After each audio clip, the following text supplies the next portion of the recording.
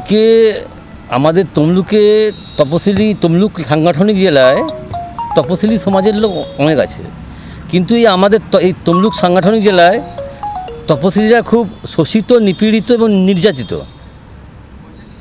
আজকে আমরা সেই তপশিলি সমাজের মানুষের কাছে আমরা যেতে চাই।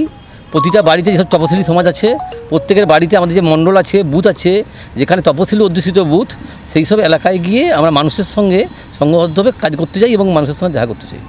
আজকে সম্মান সভায় কাদেরকে সম্মান দেওয়া হলো?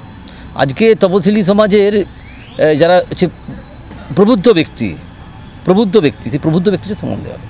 সম্মান সভায় মূলত কোন কোন বিষয়ের উপর আপনারা আলোচনা করেছেন যারা এসেছিল তাদের সামনে বক্তব্য রাখতে? আমাদের বি.আর. আম্বেদকরের ব্যাপারে আলোচনা হয়েছে।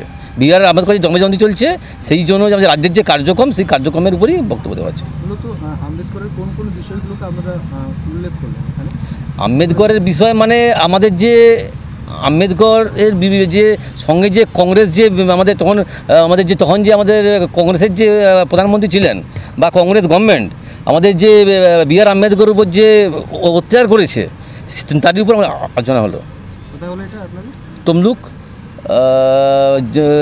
তমলুক জেলা অফিস, মানিকতলা। আর আপনার নাম আর কি? বিশ্বজিৎ কোয়াল, তমলুক সাংগঠনিক জেলার প্রেসিডেন্ট।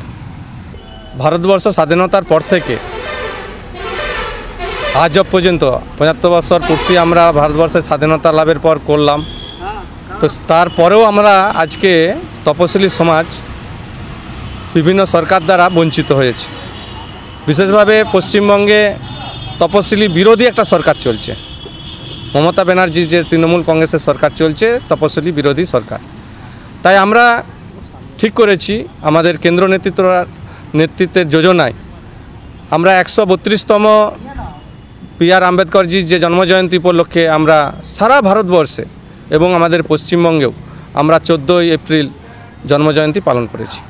এবং সেই জন্মজয়ন্তীকে আমরা জেলা থেকে বিধানসভা এবং বিধানসভা থেকে মণ্ডলে নিয়ে যাব এবং সমস্ত এলাকায় এলাকায়, পাড়ায় পাড়ায়, বস্তিতে বস্তিতে আমরা এসসি সমাজের কাছে, এই যে পিছিয়ে পড়া সমাজের কাছে আমরা এই কার্যক্রমকে নিয়ে যাব। এবং মোদী সরকার আমাদের যে 10 বছরের 11 বছরের যে মোদী সরকারের যে তপশিলি সমাজের জন্য কি কাজ করেছে, তপশিলি সমাজকে নিয়ে যে মোদী সরকারের যে স্বপ্ন আছে, বিজেপি সরকারের যে স্বপ্ন আছে, সেই স্বপ্নকে আমরা মানুষের কাছে তুলে ধরব, এটাই আমাদের লক্ষ্য।